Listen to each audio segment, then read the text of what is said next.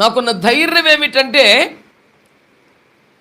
నాకంటే విద్యాధికులు, వేదాంత విద్యాభ్యాసము కలిగిన వారు, జ్ఞానవంతులు ఇక్కడ ఉన్నా వాళ్ళందరూ నన్ను ప్రేమించేవారు అవటం వలన నాకు ఎక్కలేని ధైర్యం. వాళ్ళందరూ నా విమర్శకులే, దుర్మార్గులే అయితే కొంచెం భయం ఉండేది. వాళ్ళందరూ నన్ను ప్రేమించేవారు అవటానా, ఏదన్నా తప్పు చెప్పినా పొరపాటు చెప్పినా అన్నట్టు కాదులే అన్న అని సరిచేసి అంత ప్రేమ ఉన్నవాళ్ళు కనుక నాకు ఆ భయం ఏమీ లేకుండా ధైర్యంగా ఈ విషయాలు మీతో పంచుకునే ప్రయత్నం చేస్తున్నాను. ఎఫెసీ పత్రిక 3వ అధ్యాయం. నువ్వు తప్పనిసరిగా సువార్త ప్రకటించవలసిన వాడివై ఉన్నావు. ఒకవేళ నువ్వు సంపూర్ణ కాల సువార్థికుడివే కాకపోయినా, నువ్వు ఒకవేళ సంఘ కాపరివైనా, నువ్వు ఒకవేళ ప్రవక్తవైనా, నువ్వు ఒకవేళ అపోస్తలత్వంలో ఉన్నా, లేదా ఒక సాధారణ విశ్వాసివే అయినా, సువార్త ప్రకటింపవలసిన భారము నీ మీద మోపబడి ఉన్నది. So it has become a common responsibility to every Christian, every minister of God to preach the gospel to the world. సువార్త ప్రకటించుట విశ్వాసి స్థాయి మొదలుకొని అపోస్తలుని స్థాయి వరకు ఏ విధమైన స్థాయిలో ప్రభువుని సేవించుచున్నానో అందరికీ అనుగ్రహించబడిన ఉమ్మడి కనీస బాధ్యత. కామన్ మినిమం రెస్పాన్సిబిలిటీ, కనీస ఉమ్మడి బాధ్యత అనండి. కామన్ మినిమం రెస్పాన్సిబిలిటీ ఏమిటది? సువార్త ప్రకటించుట. ఉపదేశం అంటారా, కృపావరాలు వాడబడ్డామంటారు, ఇవన్నీ వివిధ స్థాయిల్లో ఆయా ప్రత్యేకతలుగా అనుగ్రహించబడ్డాయి. ఉదాహరణకి వైద్య విద్యలో ఎంబీబీఎస్ ప్రామాణికం. దాని తర్వాత నువ్వు ఏ స్పెషలైజేషన్ చేస్తావో, దేంట్లో ఇంకా సూపర్ స్పెషలైజేషన్ చేస్తావో, దట్స్ అప్ టు యూ. కానీ ప్రామాణికమైతే ఇది చెయ్యాలి ఎంబీబీఎస్ అనేది. కాబట్టి ఇప్పుడు మీరు అందరూ కూడా గుర్తుపెట్టుకోవలసిన ఒక ఆలోచన, సువార్త ప్రకటన ప్రతి స్థాయిలో ఉన్న క్రైస్తవునికి, సేవకునికి కూడా కనీసం ఉమ్మడి బాధ్యతగా అప్పగించబడినందున సువార్త విషయములోనైనా స్పష్టత ఉండాలి కదా. when it has become a responsibility, we need to have some clarity కదా. అసలు ఏది సువార్త, ఏది కాదు, అసలు సువార్త ఎన్ని రకాలు ఉన్నాయి, గొడవ ఏంటి, గోత్రం ఏంటి, వీటి విషయంలో కూడా మనకు స్పష్టత లేకపోతే ఎట్లా?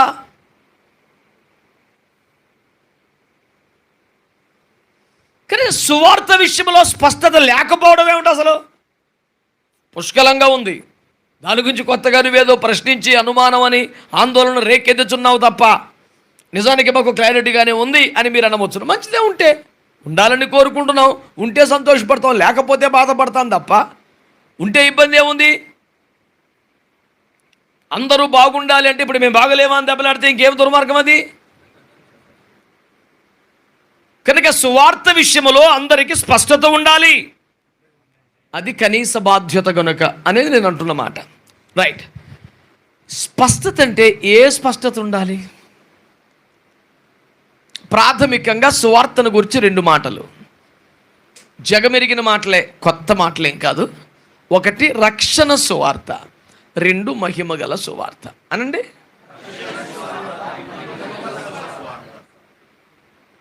ఒక వ్యక్తి లోకంలో నుండి, పాపంలో నుండి మారు మనసు పొంది క్రీస్తులోనికి, సంఘములోనికి నడిపించబడే ఉద్దేశముగా ప్రకటించబడేది రక్షణ సువార్త.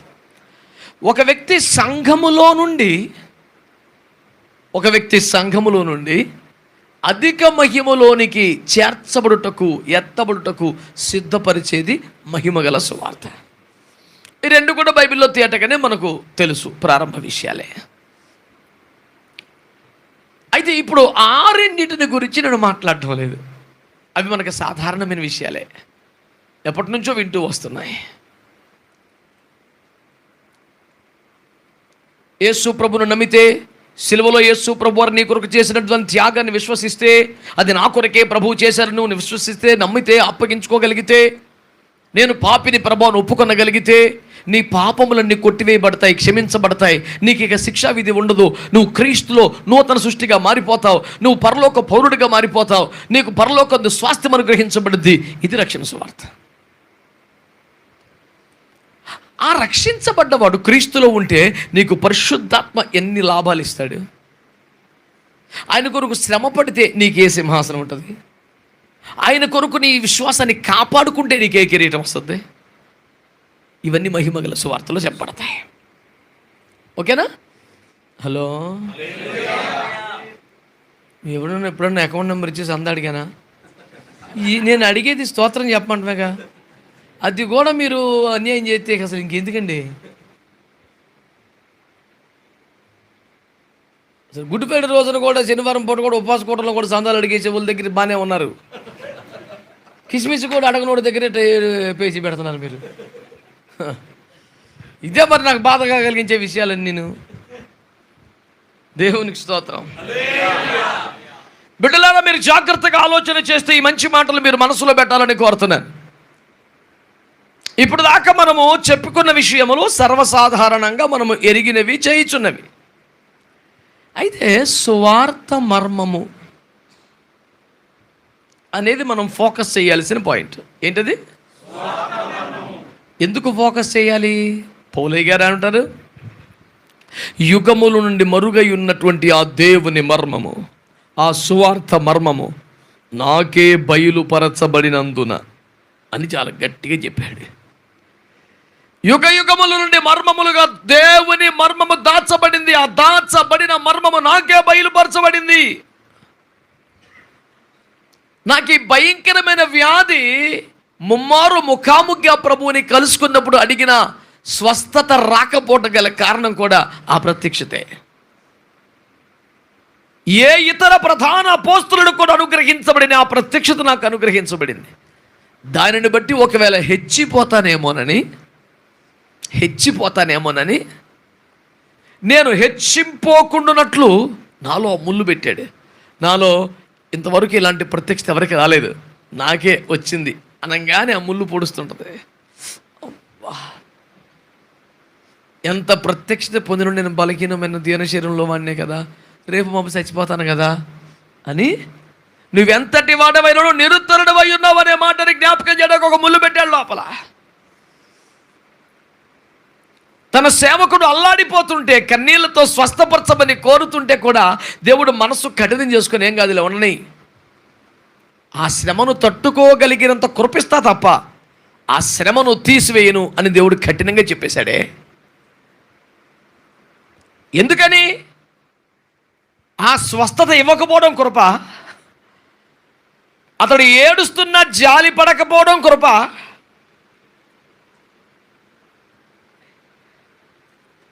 ఈ నొప్పి కారకమైన వ్యాధిని తీసేయమంటే పెయిన్ కిల్లింగ్ ఇవ్వడం కృప. తట్టుకునే శక్తిని ఇస్తానంటే పెయిన్ కిల్లరేగా. స్వస్థపరచమంటే పెయిన్ కిల్లర్ ఇస్తున్నాడు. ఇది కృప అంటున్నాడు. మళ్ళీ తండ్రి నీకు ఇది న్యాయమా అని అడిగితే ఆయన అంటాడు, నీ బాధ చూడలేక నేను స్వస్థపరుస్తాను, ఇక నీకు తిరుగులేదు, ఢోకా లేదన్న భావన వస్తుంది. అందరికంటే విశేషమైనటువంటి కృప పొందాను నేను అని హెచ్చింపు నీకు వస్తుంది. దాని వలన నరకములో అయితే పడవేమో కానీ నిత్యములో నేను నీ కొరకు సిద్ధపరిచిన మహిమను పోగొట్టుకుంటావు. నీ స్థానం తగ్గిపోద్ది. అక్కడ స్థానం తగ్గకూడదని ఇక్కడ నిన్ను బాధల్లోనే వదిలేస్తున్నాను అబ్బాయి. అంటే కృప ఏంటి? బాధల్లో వదిలేయటం కృప కాదు, ఏడుస్తున్నా కనికరించకపోవటం కృప కాదు, పెయిన్ కిల్లింగ్ ఇవ్వడం కృప కాదు, తట్టుకునే శ్రమనివ్వడం కృప కాదు. ఏదోడు చేసి నిత్యములో నిర్ణయించిన మహిమ ఒక్క రవ్వ కూడా తగ్గకుండా ఇతను కాపాడడం కృప. అది ఆయన కృప. కొన్ని విషయాల్లో ఎంత ప్రార్థన చేసినా ఎందుకో దేవుడు కృప చూపట్లేదండి. అంటే స్వస్థపరచలేక తట్టుకునే శక్తిని ఇస్తున్నాడా? ఆత్మలో ఇన్ని ఇచ్చినందుకు శరీరములో కూడా ఇస్తే నిత్యములో నీ కొరకు సిద్ధపరచబడ్డ మహిమకు ఏమైనా నువ్వు తగ్గుతావేమో. అది చూసి నేను తట్టుకోలేను నాన్న. అందుకని ఇక్కడే కొన్ని రోజులు బాధను తట్టుకోమని బాధల్లో వదిలేస్తున్నాడు మనల్ని. మహిమకు వేరుగా మనల్ని ఊహించలేక నిర్ణయించిన మహిమకు వెలిగా దూరంగా మనల్ని ఊహించలేక మనం విలవిల్లాడుతుంటే కూడా కళ్ళు మూసుకుంటున్నాడు, ముఖమట తిప్పుకుంటున్నాడు. అంటే కన్న తండ్రే కొడుకుకు ఆపరేషన్ చేయమని థియేటర్లోకి పంపించి బయట ఏడుతాడు చూడు. కోశాయి అని ఏ తండ్రి ఆనందంగా బల్ల మీద పెట్టి తోస్తాడు హాస్పిటల్లోకి? తప్పదు, నా కొడుకు నాకు దక్కాలి. ఒక 6 మాసాలు మంచం దగ్గర వద్దంటే నేను అన్ని చేతుల మీద అన్ని చేసుకుంటాను, బాబు చూసుకుంటాను, నా కొడుకు నాకు కావాలి అని అల్లాడిపోతున్న తండ్రి లాంటి ప్రేమ కాదా ఇది? ఎట్టగట్టి ఇంజెక్షన్ చేయండి బాబు అని చెప్పాడు, తిరిగి అన్నాడు తండ్రి. చేసేది కొడుక్కి, చూడలేడు కానీ చేయమంటున్నాడు. వాడు కనీసం అబ్బా అంటే చూడలేక మొక్కబట్టి తిప్పుకుంటున్నాడు, కానీ పొడిసేవాడి చేతికి అప్పగిస్తున్నాడు. శాశ్వత ఆరోగ్యం కొరకు తాత్కాలిక శ్రమకు తండ్రి అప్పగిస్తున్నాడు. ఇది కృప. శాశ్వత మహిమ కొరకు తాత్కాలిక శ్రమను స్వయంగా తన చేతులతో అనుగ్రహించడం, అనుమతించడం దేవుని కృపే. ఈ కృప మనకు అర్థమవటం కూడా కృపే. స్తోత్రం, స్తోత్రం చెప్పండి ఒకసారి. చాలామందికి ఏమేమి అర్థం అవుతుంది? ఈ కృప అర్థం అవ్వాలి సార్. కృప అంటే అసలు ఏ కష్టం లేకుండా, బాధ లేకుండా, నొప్పి లేకుండా, హాయిగా సంతోషంగా సంరంభంగా జాలీగా తిరగడం ఆ కృప. నిత్యములో మన కొరకు ప్రత్యేకించబడ్డ, కేటాయించబడ్డ మహిమకు మనము దూరం అవ్వకుండా, లోకములో మనకు కలుగుతున్న సుఖభోగాలను, సౌకర్యాలను ఎక్కడికక్కడ కత్తిరిస్తున్నాడు. ఎందుకు కత్తిరిస్తున్నాడు అంటే అక్కడ మిస్ అవ్వకుండా. గతంలో ఇలాంటి విషయాలు ఎన్నో మీకు చెప్పాను నేను. అయినా మరిచిపోయే కృపావరం కలిగిన వారి కోసం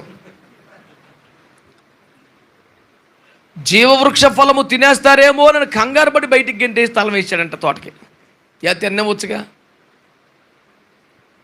తినేవచ్చుగా. ఒకవేళ తిందురేమో, అమ్మ బాబోయ్ పరుగు వచ్చేసి బయటికి గెంటేసి తలిపేసి తలం వేసాడు.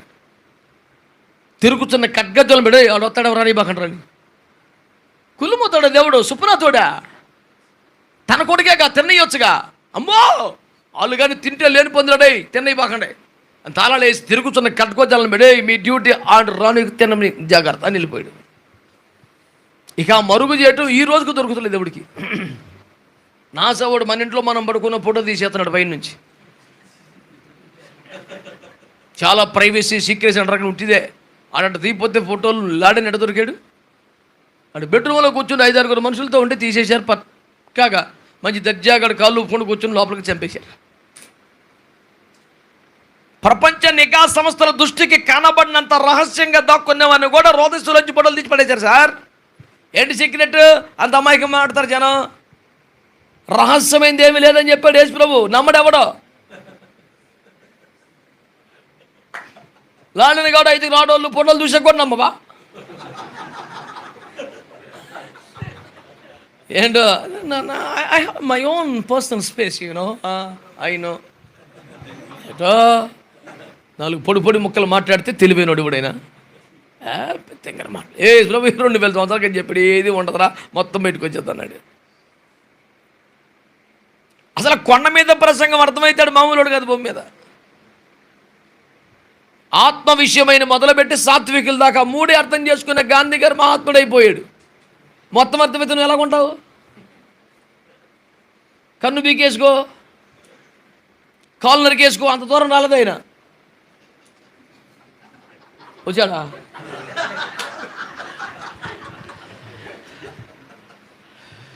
కదా, అవునా కదా? నీ కన్ను అభ్యంతర పరిస్తే కన్ను పీకి వేసుకో, కాలు అభ్యంతర పరిస్తే నరికేసుకో. అంత దూరం వచ్చారా గాంధీ గారు? సాత్వికులు ధన్యులు వాళ్ళు భూలోకమును అంటే ఆయుధాలతో కాదు, సాత్వికంతో, దీన మనసుతో, అహింసతోనే స్వతంత్రించుకోవచ్చు. స్వతంత్రం అనేది ఆయుధాలతో రాదు, సాత్వికంతో వచ్చిందని అర్థమై రోడ్డు ఎక్కాడు. ఏసి రక్తమే చేయి మహాత్ముడు అయిపోయాడు. బ్రిటిష్ వాళ్ళకి మెంటల్ రప్పించాడు. మళ్ళీ ప్రపంచాన్ని ఏలేస్తున్నవాడు తోకముడిచి పారిపోయాడు. ఏసి రక్తం వేయించి దొంగ బుద్ధి పోనిచ్చుకోకు కొన్ని వదలు ఎత్తుపోడు తప్ప. మన వాళ్ళు ఎలా ఉన్నాడు? వెళ్ళిపోతామే దరిద్రం అన్న మూమెంట్లో యోసేపులకు సంచులను కుమ్మరించమని చెక్ చేయలే. నువ్వు వెళ్ళిపోవటమే దరిద్రం, పారా దరిద్రం అని ఎలగొట్టేశారు. ఆడు వెళ్తే ఈ వజ్రం పట్టుకుపోయాడు. బ్రిటిష్ రాయల్ ప్యాలెస్ అని కాస్ట్లీ మాట్లాడతాడు. ఆ కాస్ట్లీ అని మనే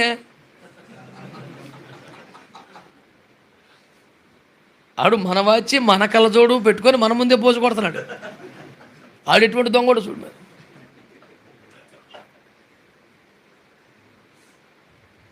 నన్ను అడుగుతాడు అక్కడ, బ్రిటిష్ వారి పట్ల నీకు గౌరవం ఉందంటే ఎందుకు ఉంటుంది? ఎందుకు ఉంటుందండి? ఇంగ్లీష్లో మాట్లాడతారు కాబట్టా? ఎందుకు ఉంటుందండి? అపోస్తలులందరూ బ్రిటిష్ వాళ్ళు కాబట్టి ఉంటుందా? ఎందుకు ఉంటుంది అంటున్నాను నేను. ఈస్ట్ ఇండియా కంపెనీ పేరుతో వచ్చావు, వ్యాపారం చేసుకుంటున్నావు, మా వాళ్ళనే దెబ్బతీసావు, మమ్మల్ని బానిసలుగా మార్చే ప్రయత్నం చేసావు, నెత్తి మీద కూర్చున్నావు, పోతా పోతా ఎత్తుకెళ్ళిపోయావు. నీకు ఏం గౌరవం ఉంటుంది? ఇప్పటికైనా ఉంటుందేమో, నాకైతే ఉండదు. వాళ్ళు అనగానే ఒళ్ళు పొంగిపోయి కోసేసుకొని అంత ఏముండదు. నాకు నచ్చదని చెప్పాను అంతే, నాకు భయం ఏమి లేదు. పబ్లిక్ అని చెప్తున్నానుగా మైక్లో, మీడియాలో, భయం ఏమీ లేదు. వాళ్ళు ఎత్తికెత్తి కూర్చున్నంత అవసరం లేదు. అఫ్కోర్స్ వారిలో ప్రపంచానికి స్వార్థను మోసుకొచ్చిన గొప్ప దైవజనులు మిషనరీస్ ఉన్నారు. మిషనరీస్ కాబట్టి దైవజనులే కాబట్టి గౌరవిస్తాను. పాకిస్తాన్లో ఉన్న గౌరవిస్తాను, తాలిబాన్లో ఉన్న గౌరవిస్తాను, శ్రీలంకలో ఉన్న గౌరవిస్తాను. వాళ్ళు దైవజనుడు కాబట్టి గౌరవిస్తాను, బ్రిటిషోడు కాబట్టి గౌరవిస్తామా? అతడు దైవజనుడు వాక్యమును మోసుకొని వస్తున్నాడు. దేశస్తుడు ఏ దేశం అయితే నాకు సంబంధం ఏంటి సార్? దేవుని ఆత్మచేత పంపబడిన వాడైతే, దేవుని వాక్యం మనకు నేర్పించిన వాడైతే వారి పట్ల గౌరవం, కృతజ్ఞత గుండె నిన్న ఉంటుంది. వాళ్ళు ఎవరవని వాళ్ళ దేశం ఏంటో కనుక్కొని గౌరవిస్తామేంటి? ఆ దిగజారుడు ఆలోచన ధోరణి మనకేమీ లేదు. పంపబడ్డ దైవజనుడా కాదా అంతవరకే మనకు కావాలా. వారు ఏ దేశం, నాకేం సంబంధం, నాకేం అవసరం లేదండి. తమ పట్ల మన గౌరవం ఉంది. యూదుడు ఎందుకుందా? ఇక్కడికి వచ్చి రక్తం కార్చాడు, ప్రాణం పెట్టాడు కాబట్టి ఆ కృతజ్ఞత ఉంటుంది. నా దేశం కోసం, నా జాతి కోసం, నా భరత గడ్డ కోసం రక్తాన్ని పనంగా పెట్టాడు కాబట్టి గౌరవం ఉంటుంది, కృతజ్ఞత ఉంటుంది. ఎండపూట గ్లాసు నీళ్ళు ఇచ్చిన వాడి పట్ల గౌరవం ఉంటుంది సార్. ఎండపూట గ్లాసు మధ్యకి ఇస్తే కృతజ్ఞత ఉంటుంది. మన కోసం, మన దేశం కోసం రక్తం పెట్టడం గౌరవం ఉండదా? ఉంటుంది. దానికి మతం ఏంటి, కులం ఏంటి, సిద్ధాంతం, దేశం ఏంటి, దరిద్రం అని ఇవన్నీ సండే స్కూల్ భావజాలం. ఆ బ్యాచ్ ఉండదు మనకి. దేవుని కొరకు ఎప్పుడో బాస్ అయిపోయాం సండే స్కూల్. మాకు ఎప్పుడు విబిఎస్ అంటే తెలియదు. మా చిన్నప్పుడు మా ఊర్లో అసలు విబిఎస్ అంటే తెలియదు. నేను పాస్ట్ గారిని అయిపోయిన తర్వాత తెలిసింది, ఓహో ఇలా కూడా పెడతారా అని. అయ్యేం పెట్టకుండానే సండే స్కూల్ పాస్ అయిపోయింది. దేవుని మహాకృప, తల్లిదండ్రుల కన్నీటి ప్రార్థనలు, ప్రయాస, ఉపదేశం, అదే విబిఎస్, అదే సిబిఎస్, అన్నీ అయ్యే. ఆమేన్. దేవునికి మహిమ కలుగునుగా. మీకేమన్నా బోధపడుతుంది అంటారా నా బాధ? కనుక ఇప్పుడు ఆ సువార్త మర్మం అనండి. అంటే ఏంటి? నాకు బయలుపరచబడిన సువార్త మర్మము అంటూ చాలా సంతోషభరితమైనటువంటి ఆత్మ సంబంధమైన ఒక అతిశయం లాంటి దాంతో ఆయన చెప్పడం ప్రారంభించారు. సవివరంగా మనము చదివితే ఆయన అంటాడు, దేవ దర్శనము వలన క్రీస్తు మర్మం నాకు బోధించబడింది అన్న సంగతి ఇంతకుముందే మీకు తెలుసు. గతంలో నేను రాసిన కొన్ని పత్రికలు, కొన్ని ప్రసంగాల వల్ల ఇప్పటికీ మీకు అర్థమైపోయి ఉంటుంది. తెలియని వాళ్ళ కోసం చెప్తున్నాను. ఫస్ట్ నుంచి నా ప్రసంగాలు ఫాలో అయ్యే వాళ్ళకి అదంతా తెలుసు. నా రాతలో అయిన చదివితే మీకు ఇప్పటికే నాకు అనుగ్రహించబడ్డ దర్శనం ఏంటన్నది మీకు తెలిసిపోద్ది. ఒకవేళ చదవని వారి కోసం ఇప్పుడు నేను చెబుతున్నాను అంటూ అతడు ఏమంటాడంటే, ఈ మర్మం ఇప్పుడు ఆత్మ మూలముగా దేవుని పరిశుద్ధులకు, అపోస్తులకు, ప్రవక్తలకు బయలుపరచబడినట్టుగా పూర్వకాలం ఉన్న మనుషులకు తెలియపరచబడలేదు. ఈ మర్మం ఏమనగా, అన్యజనులు సువార్త వలన క్రీస్తు యేసును యూదులతో పాటు సమాన వారసులను, ఒక శరీరమందు సాటి అవయములను వాగ్దానములో పాలువర్ణై ఉన్నారు అన్నది దేవునికి స్తోత్రం కలుగునగా. హల్లెలూయా. ఇంతకీ సువార్త మర్మము అనండి ఏంటంట? అన్యులు, యూదులు క్రీస్తులో సమాన వారసులు, ఒక్క శరీరమందలి, అదే సువార్త మర్మం. అంతకు ముందు కాలంలో ఎవరికి ఇది బయలుపరచబడలేదు. ఈవెన్ పేతురయ్య గారికి కూడా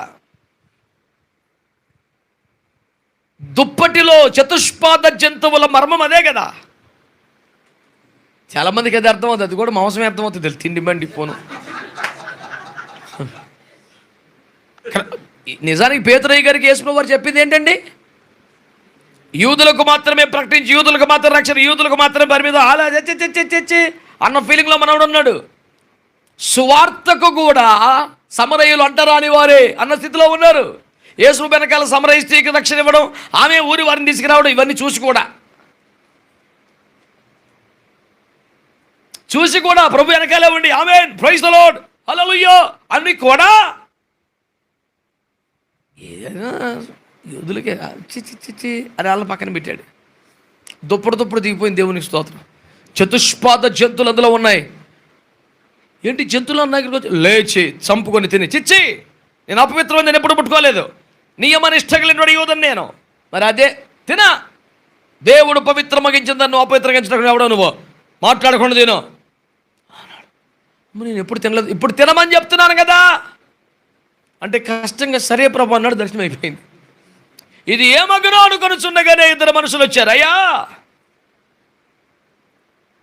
మా యజమానుడు మీ దగ్గరికి పంపించాడు. దేవదూత ఆయన దగ్గరికి వచ్చి సీమోనని చర్మకారుని బిడ్డ పేతురు ఉన్నాడు, పిలిపించుకొని ప్రార్థన పెట్టుకోమని చెప్పారు. అందుకనే వచ్చాము అంటే నేను మారు మాట్లాడకుండా లేచి వారి వెంట వెళ్ళి తిని ఈ దర్శనం నాకు అర్థమయ్యని చెప్పాడు. అంత క్లియర్, ఇదంతా ఆయన చెప్పిన వ్యాఖ్యానమే, మనం కష్టపడి గిట్టించింది కాదు. క్లియర్గా పేతురు గారు అలాగే చెప్పారు. నేను జంతువులు మాంసం అనుకున్నాను కాదు. ఫస్ట్ డైలాగ్ ఏంటి? కొన్నేళ్ళ ఇంట్లో పేతురు గారి ప్రసంగంలో ఫస్ట్ డైలాగ్ ఏంటి? దానికన్నా ముందు ఇంకో డైలాగ్ కొట్టాడు. 34 నుంచి చదవండి. 36 మీరు చెప్పింది. 34 నుంచి కొంచెం విశేషణం ఇచ్చాడు. అది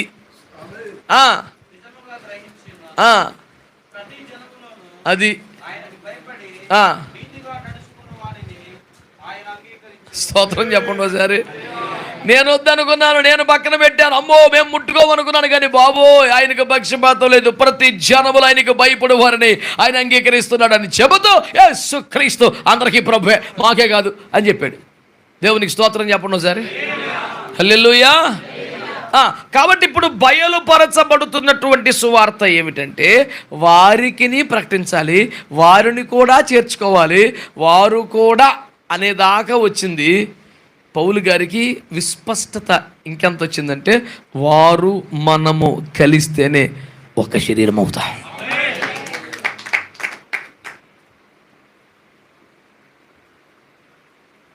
ఒక ఆయన నీకు ఎంత సిగ్గు లేదురా, మీ యేసుప్రభుని చంపేసిన వాళ్ళ కోసం ప్రార్థన చేస్తావేంట్రా అన్నాడు. అసలు యేసుప్రభు అంటేనే అది కదరా అన్నాను నేను.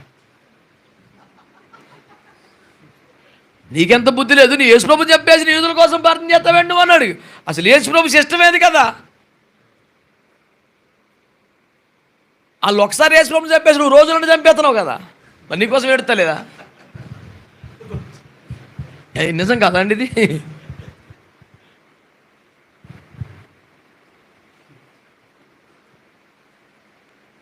అంటే ఏదో తెలివిగా మాట్లాడదాం అనుకుంటారు. క్రీస్తు తత్వం, క్రీస్తు ప్రేమ, క్రీస్తు విధానం, క్రీస్తు పద్ధతి అర్థం చేసుకోక, అర్థం కాక కష్టమే తెలివిగా మాట్లాడామనుకొని బోర్లా పట్టడం తప్ప ఏమీ లేదండి, ఏమీ లేదు. క్రీస్తు గురించి కానీ క్రైస్తవ్యం గురించి ఎవడెప్పుడు ఎక్కడ మాట్లాడినా ఆకాశం మీద ఉమ్మేయటమే, అంతకని ఏమీ లేదు సార్. దేవునికి స్తోత్రం చెప్పండి. హల్లెలూయా. అంతకని ఇంకేమీ లేదండి. అది ఎంత కాంట్రించి చూసినా, ఎంత గట్టిగా ఊసినా ఆకాశం మీద ఉమ్మేసినట్టు లెక్క. ఆయన ఎక్కడ, మనం ఎక్కడ సార్? ఇప్పుడు సువార్త మర్మము అనగా అన్యజనులు యూదులు ఒక్క శరీరమందలి అవయములుగా మార్చబడుట అనేదే సువార్త మర్మము అని మనము ఈ వాక్యంలో చూస్తున్నాం. ఏమండి, దాన్ని అలా పెట్టుకొని దాన్ని మనసులో పెట్టుకొని సువార్త మర్మం అంటే ఇది అనే మాట మనసులో పెట్టుకొని దాన్ని అట్లాగ పక్కన పెట్టి ఇంకో మాట చెప్తాను ఇప్పుడు నీకు, చర్చిద్దాం. ఓకేనా? గలతీ పత్రిక, దానికన్నా ముందు 1 కొరింథీ పత్రిక 15. ఆగండి, ఏంటంట ఏంటంటే అయ్యగారులో అందరి చెవులలో కింగురు మనాలని, రికార్డ్ అయిపోవాలని, నోటికి కంటతా వచ్చేయాలని, ఆ పద్ధతిలోనే సువార్త ప్రకటించాలని ఆశించిన వాడనై అమాయకునిగా మీ ఎదుట కేకలు వహించున్న ఒక స్వరమేమనగా ఉపదేశ రూపముగా సువార్త. ఆ మాట చెప్పండి అందరూ. ఏయ్ ఉపదేశం సువార్త అంటాడు నన్ను ఒకడు. నువ్వు రోడ్డు మీద పెట్టేసేవేంద్ర కోటం అంటాడు ఒకడు. బహిరంగ సభలో కూడా ఉపదేశం మాట్లాడతావేంద్రా అంటాడు ఇంకొకడు. నేను అందరికీ పెద్ద కథా వస్తువునండి. నన్ను రోజు నా మీదే డైరెక్ట్గా కొందరు, ఇండైరెక్ట్గా కొందరు, ప్రసంగాల్లో కొందరు, స్టేటస్ల్లో కొందరు, కవితల్లో కొందరు, ఎట్టకారపు డైలాగుల్లో కొందరు, ఎద్దు పుండు కాకికి ముద్దన్నట్టు పొడుచుకు తింటున్నారు భక్తులు.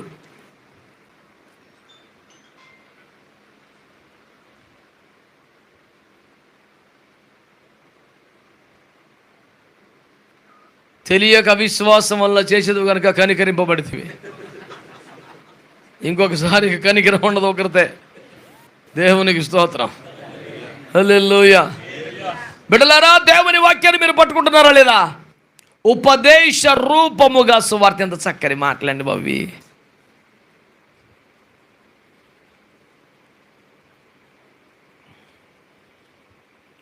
మీకు అరుగుతాయా లేవో కానీ నాకు మటుకు ఒక బట్ట నరగలేదు.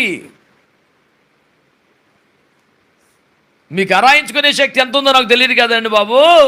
నాకైతే ఒక బట్ట నరగలేదు. నాకు తెలిసిన ఫార్ములా, నాకు తెలిసిన ఫార్మెట్ ఏంటంటే సువార్త ప్రకటించాలి, సువార్తను అంగీకరించి విశ్వసించి రక్షణలోకి వచ్చిన వారికి మెల్లిగా ఉపదేశం చెప్పాలి. నాకు తెలిసిన పద్ధతి అది, నేను పెరిగిన విధానం అది. కానీ అసలు ఆ సువార్తే ఉపదేశ రూపముగా ఉండాలంటాడు.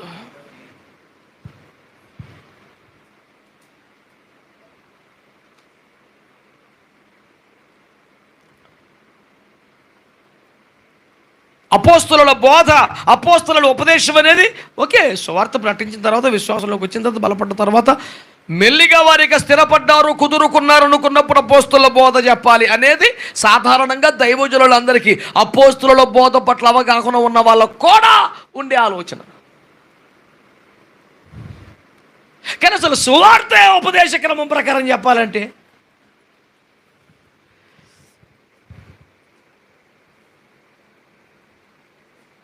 వైకుంఠపాలలో పెద్ద బాంబింగ్ అయితే మళ్ళీ ఒకటి కాడికి వచ్చినట్టు ఉంది ఇప్పుడు బండి.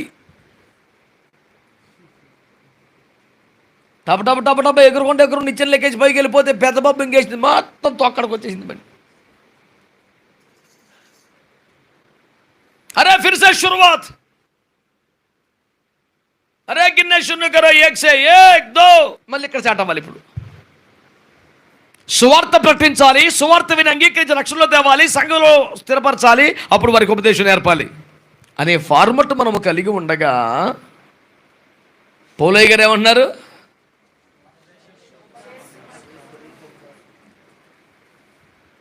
సువార్తే కానీ ఉపదేశ రూపంలో, in the form of doctrine we need to preach gospel. మీరు ఏకదం అంగీకరిస్తారో లేదని చర్చ అన్నాను నేను. నలగపోతే చర్చించండి, పర్లేదు, డిస్కషన్ పెట్టుకోండి, అందుబాటులో కూర్చోళ్ళు అందరూ. క్యాకెట్ నన్ను కూడా ఖాళీ ఉంటే వస్తాను, జరగాలి తిరిగి చర్చ. ఏదో గుడ్డెద్దు చేలో పడ్డట్టు పొలమని వెళ్ళిపోవటం కాదు.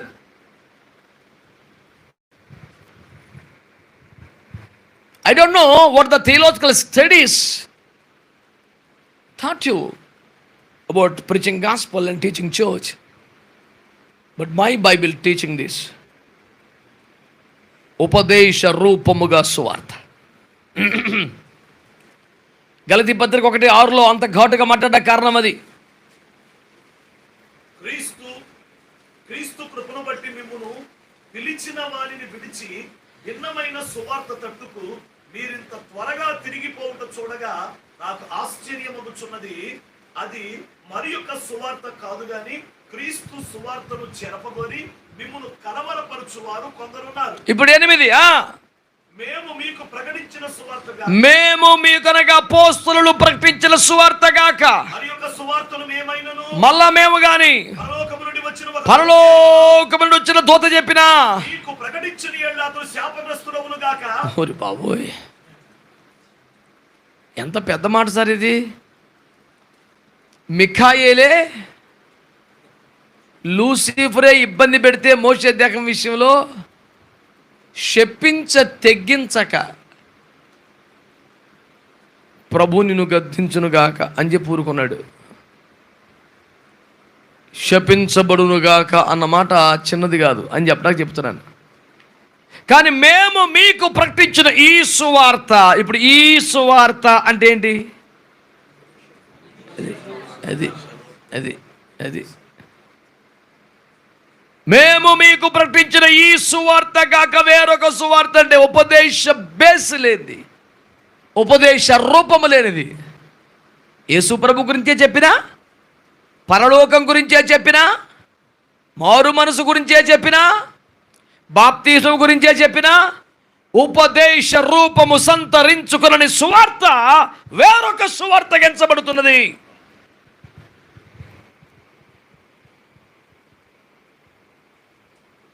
యథాతథంగా అంగీకరించలేకపోతే చర్చించండి పోని, నా అభ్యర్థన ఇది. లైక్ మైండెడ్ పాస్టర్స్ మీకు దొరికితే కూర్చొని ఆలోచించండి, గ్రూప్ డిస్కషన్ చేయండి. నా వరకు నేను తర్జనలు బడి మీతో మాట్లాడుతున్నా.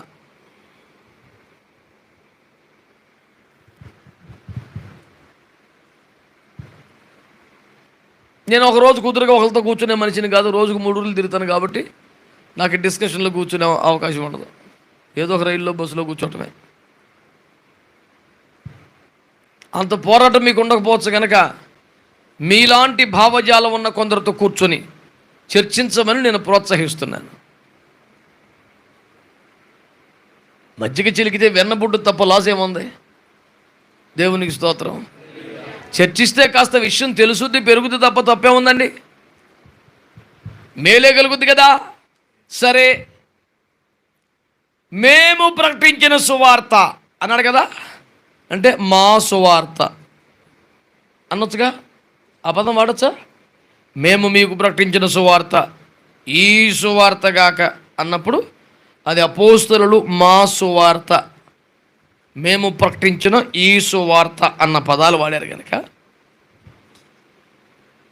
మా సువార్త అన్న భాష వాడవచ్చు. ఇప్పుడు ఇంకొక మాట కూడా చూపిస్తాను మీకు.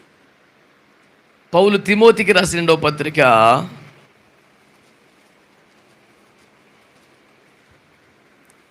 2వ అధ్యాయం 8వ వచనం. నా సువార్త ప్రకారము, అట్లుంటుందా మళ్ళీ? నా సువార్త ప్రకారం. అసలు ఆ మాట ఎట్ట పడతావయ్యా నువ్వు?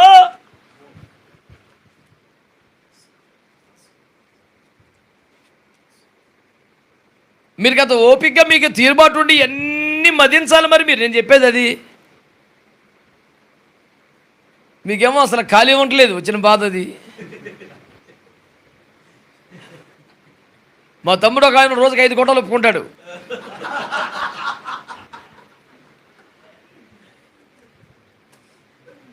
మరి దేవుడు ఆయనకి ఎంత కృపించాడు. మేమేం అసూయ పడతలా, మేమేం బాధపడతలా. కాకపోతే మరి ఎప్పుడు మదిస్తావు ఇదంతా అని నాకు టెన్షన్. హల్లెలూయా.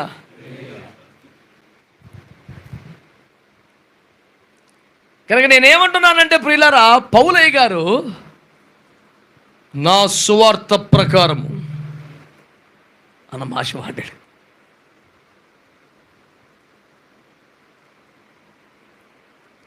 అంటే అపోస్తలులకు భిన్నముగా పౌలు గారికి వేరొక సువార్త ఉంది అని అర్థం కాదు. అపార్థం చేసుకోకండి పౌలయ్య గారిని. అపోస్తలులకు భిన్నముగా పౌలు గారు వేరొక సువార్త చెప్పారు అని అర్థం కాదు. 2 కారణాలు చెప్తాను. ఆ పదం ఎందుకు వాడాడో నాకు అర్థమైంది. తప్పైతే మీరు చెప్పండి, నేను సరి చేసుకుంటాను, ఇబ్బంది ఏమీ లేదు. నేను సర్వపరిపూర్ణుని, ఇదే ఫైనల్ అల్టిమేట్ స్టేట్మెంట్ అని నేను అంటలా. నాకు అర్థమైంది చెప్తున్నాను మీకు. నా సువార్త అన్న భాష ఎందుకు వాడాడు అంటే, నెంబర్ 1, సువార్తను తనది అని ఓన్ చేసుకున్నాడు ఆయన. ఇది నా ఆస్తి, ఇది నా భారం, ఇది నా భాగ్యం, ఇది నా బాధ్యత, ఇదే నా జీవితం, ఇదే నా ప్రాణం అని సువార్తను ఓన్ చేసుకున్నాడు. ఇది నాది. నా ప్రభు అంటే ప్రభువును కొనేసాం మనం, లేదా ప్రభువును మనమే తయారు చేసామా? అలా ఆ కోణంలో నాది, నా బాధ్యత, నా భారం, ఇది మొదలుకొని ఇది నా ఆస్తి, నా ప్రాణం. As Paul warned the gospel, he could made such statement, according to my gospel. ఏం పదం సార్ అది? సంఘంతో మాట్లాడుతూ, beloved church, according to my gospel to you, నా సువార్త ప్రకారం. మనం చెప్తే ఏం చెప్తాం? యోహాను సువార్త ప్రకారం, మార్కు సువార్త ప్రకారం, మత్తయి సువార్త ప్రకారం, లూకా సువార్త ప్రకారం. పౌలు గారు అంటున్నారు నా సువార్త ప్రకారం. మళ్ళీ చెప్తున్నాను, పౌలు గారు అపోస్తులందరూ చెప్పిన సువార్తకు భిన్నమైన వేరొక సువార్త చెప్పినందున ఆ మాట వాడలేదు, కానీ అది నాది, నా భారం, నా భాగ్యం, నా జీవితం, నా ప్రాణం, నా ఆస్తి, నా ప్రపంచం, అదే నా బతుకు అని సువార్తను తనను స్వంతం చేసుకున్నాడు, ఓన్ చేసుకున్నాడు. నాది అన్నట్టుగా, సొంత ఆస్తి అన్నట్లుగా దాన్ని కాపాడుకోవాలి, దాన్ని విస్తరింపజేయాలి అనే ఒక భావన దాని పట్ల కలిగి ఉన్నాడు. ఇంత ఎందుకు చెప్పాల్సి వచ్చిందంటే, సువార్త నాది అని అందరూ అనుకోరు. సువార్త ఒక కాసిన చెట్టుగా భావించి ఆకలేసినట్టుకి ఆకలేసినట్టు వెళ్ళి 4 కాయలు కోసుకొచ్చి తినే వాళ్ళు ఎక్కువయ్యారు. నేను చెప్పితే దుర్మార్గంగా అనిపిస్తుంది, కానీ నిజం అదే. సువార్తను నా చెట్టు అని, సువార్తను నా పొలమని, సువార్తను నా ఆస్తి అని దాన్ని పెంపొందించి దాన్ని విస్తరింపజేసి దానికి సొబగులు దిద్దే ప్రయాసపడుతున్న వారు తక్కువగాను, సువార్తను ఒక కాసే చెట్టుగా ఆకలేసినప్పుడల్లా వెళ్ళి దాన్ని కదిపి 4 కాయలు తెచ్చుకొని తినేవాళ్ళుగా ఉన్నారు. సువార్త వలన నేను పోషింపబడాలనే కోణమే తప్ప నా వలన సువార్త నిలబడాలి అనే ప్రయాస తక్కువగా ఉందని బాధపడుతున్నాను. నా బాధ మీకు అర్థమైందంటారా? పోనీ ఆ మాటలు మాట్లాడిన అధ్యాయం కూడా చూడండి. ఎక్కడ చెప్పాడు? 3 కొరింథీ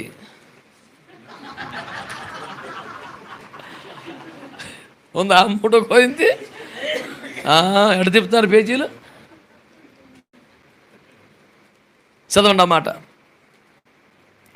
1 కొరింథీ పత్రిక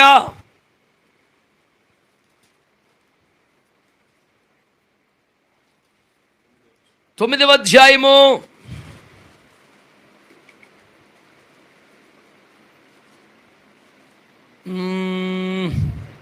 యాక్చువల్గా నేను చెప్పాలనుకున్న ఒక పదం ఉంది, ఇబ్బంది పెట్టే పదం. అది 18వ వచనం. అది చదవండి చాలు. అట్లయితే నాకు జీతమేమి? నేను సువార్తను ప్రకటించినప్పుడు సువార్త యందు నాకున్న అధికారం. అదే నేను అడిగే పదం. సువార్త యందు నాకున్న అధికారము. నువ్వు చెప్పు. ఇప్పుడు సువార్తలో నీకున్న అధికారం ఏంటి? సందా పట్టేత్తమే.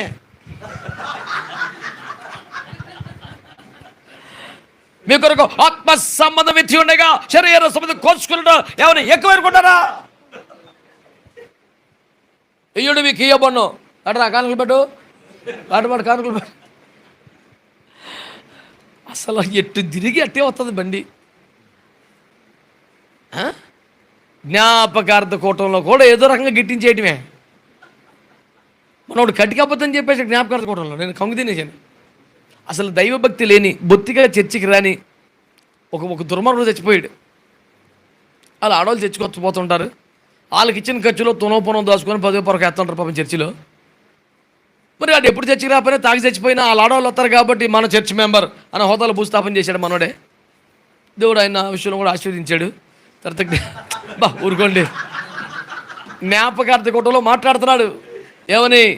మరి చనిపోయినటువంటి మాస్టారు ప్రభువునందు నిద్రించారు.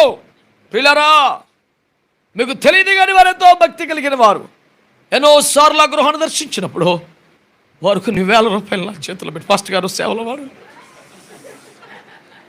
ఆడెప్పుడు 10 రూపాయల మా నాన్న ఎప్పుడు 10 రూపాయలు ఇవ్వలేదు అనుకున్నాం, వేలుకి వేలు ఇచ్చేశాడా? మా నాన్న ఇచ్చి మేము పోతే బాగోదని కొడుకులు ఇద్దరు చెరుకు 5,000 ఇచ్చారు.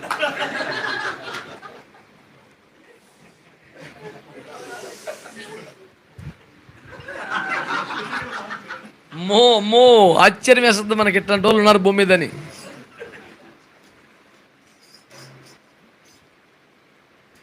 జ్ఞాపకార్థ కూటం రోజు కూడా సందా పెట్టి కలకల్లాడతామే. సువార్త యందు నాకున్న అధికారం అంటే అదే కదా.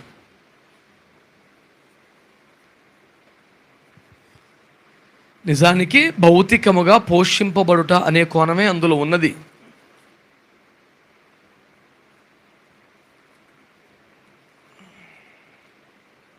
కానీ పౌలు గారు వాడుకున్న అధికారం అది కాదు.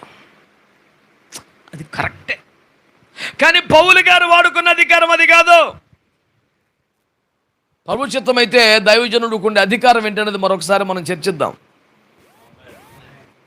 అదే వచ్చిన పైన ఉంటుంది, ఇతరులకు మీ పైన అధికారం మాకు లేదా అన్నమాట పైన వాడాడు. అది ఎందులో వాడాడు? కానుకల విషయంలోనే వాడాడు. ఇక్కడ కూడా అక్కడే వాడాడు. కాకపోతే దాన్ని పౌలు గారు వాడలేడు కదా. నేను అనేది అది, ఈ అధికారం ఉంది కానీ నేను వాడలేదని చెప్పాడు కదా.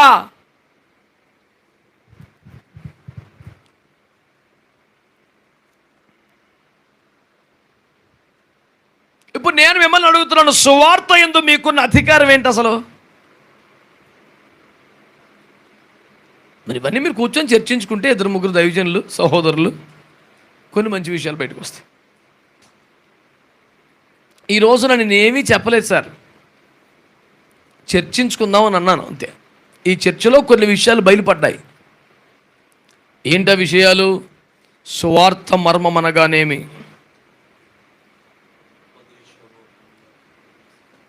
అపోస్తలుల సువార్త అంటే ఏంటది? అది ఉపదేశ రూపముగా చెప్పబడిన సువార్త. దాన్ని ఓన్ చేసుకోవాలి, మనం నాది అనుకోవాలి, అంతగా గుండెల్లోకి తీసుకోవాలి, నేనే కాపాడుకోవాలి, నేనే బాధ్యత వహించాలి అన్నంతగా దాన్ని ఓన్ చేసుకోవాలి. కాబట్టి నా సువార్త అనే కాడికి వచ్చాడు ఆయన అని. సువార్త యందు తనకున్న అధికారము ఆయన వాడుకోలేదు. మనము కూడా భారమనే వాడుతున్నామా, అధికారాన్ని వాడుతున్నామా అన్న ఒక ప్రశ్న మీ ముందు పెట్టాను. ఇకపోతే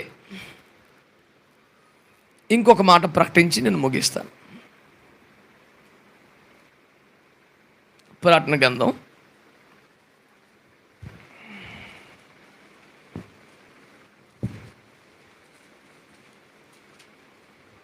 10వ అధ్యాయం 7వ వచనం.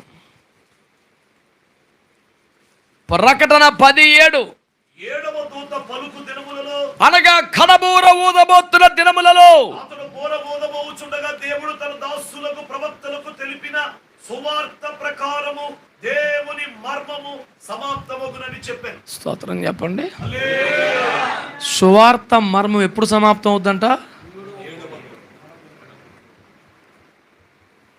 7వ దూత లేదా కడదూత బూర ఊదినప్పుడు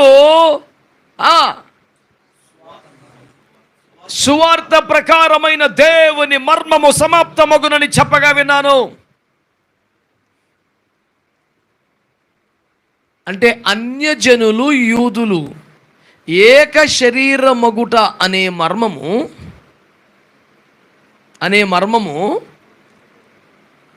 కడబూర ఊదబోచున్న 7వ దూత బూర ఊదబోచున్న కాలములో సమాప్తమవుతుంది అనే మాట మీరు గుర్తించాలి.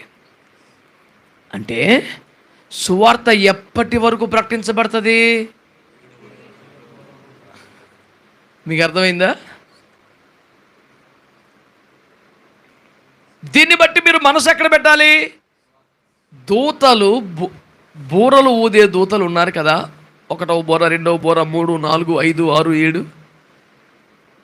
ఏ దూత బూర ఊదితే ఏ సంభవం జరుగుతుంది తేటగానే రాశాడు కదా. మీరు వాటిని బాగా చదివి ప్రపంచాన్ని గమనించి ఏ దూత బూర ఊదుతోంది, ఇంకా ఊదలేదా, ఊదితే ఎన్ని బూరలు అయి ఉంటాయి అనే క్లారిటీకి రాపోతే అటు చేస్తారు పని. గుడ్డెద్దు చేలో పడ్డట్టు సేవ చేస్తామండి మనం.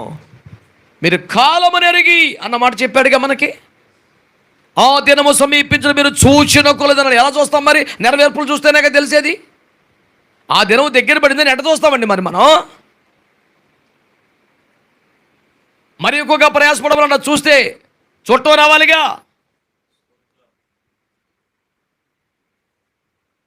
సువార్త ప్రకారమైన దేవుని మర్మము ఎప్పుడు ముగించబడుతుంది? కడబూర ఊదబో దినములలో.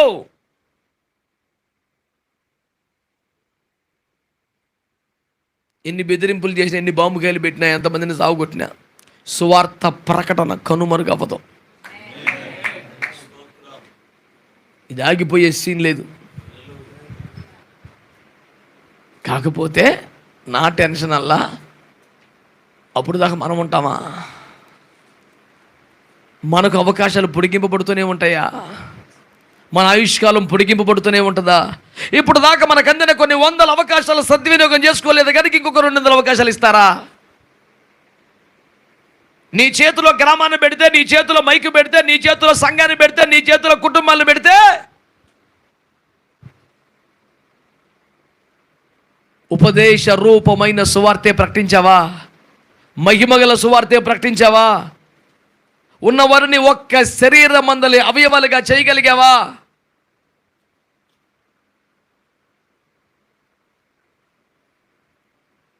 ఈ రకమైన పని ఏమన్నా చేశారా ఇప్పుడు దాకా? తిమోతి, నాకు ఈ పడిందని మళ్ళీ నీ చేతిలో పెట్టాను రబ్బాయి, నువ్వు జాగ్రత్త అన్నాడు. అంటూ 6:20 ఏమన్నాడు? నీకప్పగింపబడిన దాన్ని కాపాడు. ఏం అప్పగించాడండి? ఏం అప్పగించాడు సార్?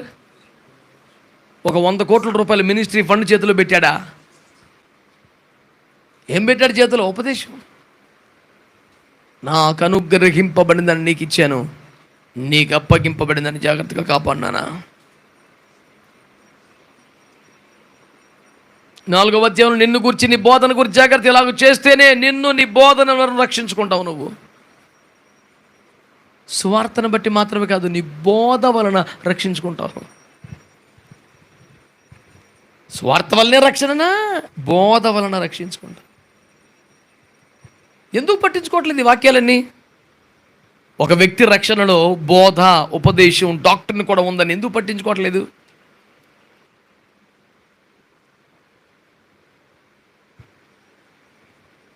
కాబట్టి ఈ పూట జరిగిన చర్చలో తేలిన ఫలితార్థం ఏంటంటే మీరేం చెప్తారు?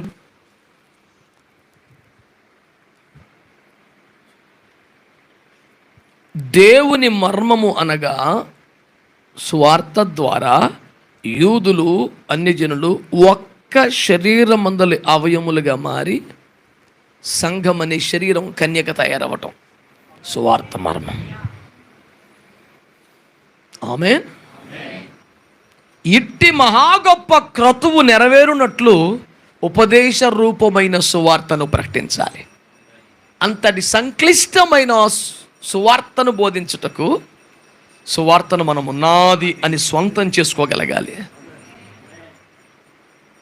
ఆ సువార్త ద్వారానే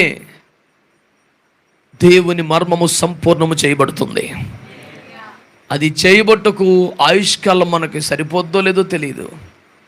ఇప్పటికే అనుగ్రహించబడ్డ అవకాశాలు కోల్పోతే సిగ్గుపడి, పశ్చాత్తాపడి ఆ కాలాన్ని వెనక్కి తేలేము గనక మిగిలిన కాలంలో 2 చేసే కృప ఇవ్వయ్యా, 10 చేసే కృపనివ్వయ్యా. నేను అప్పుడే సేవకు వచ్చి 10 ఏళ్ళు 20 ఏళ్ళు అయిపోయింది. నేను అనుకున్నంత చేయలేదు, నువ్వు అనుకున్నంత ఇంకెప్పుడు చేస్తాను. నేను అనుకున్నదే చేయలేకపోయాను. నాకు ఒక్క అవకాశమే. తన జీవితకాలం అందరికంటే మరణ గడియలో సంసోను ఎక్కువ మందిని చంపినట్టు నాకు మిగిలిన కొద్ది కాలంలో ఎక్కువ సేవ చేసే కృపై, ఎక్కువ మందిని శరీరంలో అవయవాలుగా మార్చే కృప ఇవ్వండి.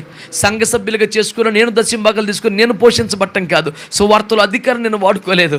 నేను వారికి విత్తాను కనుక వాళ్ళ దగ్గర నేను కోసుకోవాలి. ఈ అధికారాన్ని వాడుకోవడం నాకు పెద్ద ఆసక్తి లేదు ప్రభువా. నాకు కూడా పౌలు పద్ధతి ఇష్టమవుతుంది ప్రభువా. నాకు కూడా దాని మీద ఆసక్తి లేదు. కానీ నేనేం చేయాలనుకున్నానంటే వాళ్ళని నా సంఘ సభ్యులుగా మాత్రమే కాకుండా నీ శరీరపు అవయవాలుగా మార్చాలనుకుంటున్నాను. ఈ ప్రయాసపడదామా? దాని కొరకు పునరంకితం అవుదామా? సంసోను చివరి గడిలో ఎక్కువ చేసినట్టు మనం రెట్టింపు సేవ చేయడానికి ప్రయాసపడదామా? ఒక్క రాత్రి మోషే 30 లక్షల మంది తెచ్చాడు. ఒక యెహోషువ 31 రాజుల మందిని చంపాడు. ఒక్క దెబ్బతోనే దావీదు ఇశ్రాయేలుకు జయం తీసుకొచ్చాడు. మనకు మిగిలిన అవకాశాలు, నేను ఎప్పుడు చెప్తాను మీకు ఒక మాట, గొలియాత్ మీదకి దావీదు ఒక రాయి వేసాడు. స్లిప్ అయితే, మిస్ అయితే ఇంకో 10 రాళ్ళు వేసే ఛాన్స్ ఉంటుందా? రెండవ రాయి తీసే అవకాశం 5 రాళ్ళు ఇంకా 4 మిగిలి ఉన్నా అంత ఛాన్స్ వాడు ఎవడు దెబ్బ చంపేస్తాడు. మనకు దొరికిన అవకాశం 100% సద్వినియోగం అవ్వాలి. మిస్ అయిపోతే పోర్లే మళ్ళీ ట్రై చేద్దాం. శత్రువు అంత అవకాశం నీకు ఇవ్వడు. నీకు అవకాశం రాదు, అసలు దొరికిందో కొట్టేయాలి. దెబ్బకే గొలియాతు పడిపోవాలంత ఒక్క దెబ్బకే విజయం వచ్చే అవతలకి. అంతగా ప్రిపేర్ అవ్వాలి, అంతగా సిద్ధపడాలి, అంతగా బలపడాలి, అంతగా గురి చూసి వదిలిన బాణం అవ్వాలి, అంతగా పదును పెట్టబడాలి. అందుకరికే వ్యక్తిగత ప్రార్థన, సహవాస ప్రార్థన, ఐఎఫ్జే ప్రార్థన, అపోస్తలుల బోధ, పరిశుద్ధుల సహవాసం, ఇవన్నీ పదును పెట్టుకోవడానికే. చాలు ఇప్పటికీ ఒంటరిగా తిప్పలబడిన కాలం, చాలు శ్రమల్లో, కష్టాల్లో, బాధలో కుంగిపోయిన కాలం, చాలు సంస్థలు, సిద్ధాంతాలు, బోధలో నలిగిపోయిన కాలం. మనందరం కలిసి మోకాల మీద ప్రయాసపడటానికి ఇష్టపడాలి. ఒక్క శరీరంలో అవయవాలుగా మనముండి మనకు అప్పగించబడ్డ వారిని అలా తయారు చేయాలి. ప్రభు రాకడ సమీపంగా ఉంది, సిద్ధపడదాం. ఉపదేశ రూపమైనటువంటి సువార్త కోసం, సువార్త మర్మము సంపూర్ణం చేయుట కోసం, సువార్త యందలి అధికారమును గాక సువార్తను స్వంతం చేసుకునే భారాన్ని కొనసాగించడానికి ఇష్టపడదాం. ఈ విషయమై చాలినంత కృప ప్రభు మనకు అనుగ్రహించునుగాక. ప్రార్థన చేసుకుందామా?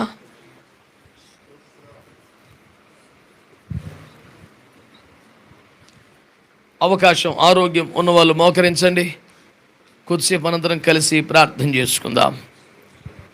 హల్లెలూయా, హల్లెలూయా, హల్లెలూయా, హల్లెలూయా. కొద్దిసేపు